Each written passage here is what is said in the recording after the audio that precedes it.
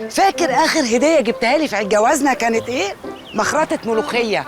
يا ذات المخ الرهابي العصابي يا احمق. عشان الناس ما قامت يا ست المخرطه. لو سمحتوا يا جماعه انا عندي سؤال. الشنط بقى الكتير اللي ملهاش صاحب دي هنعمل ايه فيها لا مؤاخذه؟ هنسيبها لحد لما يبان لها صاحب. ونسيبها ليه؟ مش ممكن يكون فيها اكل ولا شرب ولا صن بلوك ولا تانينج اويل؟ يا جماعه انا ميس ايجيبت بشرتي باظت. بالمنطق كده يا ميس ايجيبت، لو كان الشنط فيها زيت كانت هتلاقي الشنطه مزيته. يا جماعه احنا ممكن نلاقي في الشنط دي حد ينقذنا.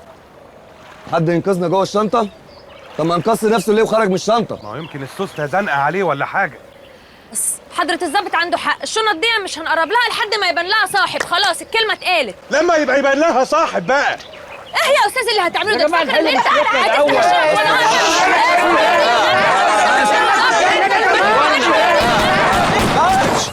بس يا همج، وكل شويه ضرب نار، انت فوق في العيد.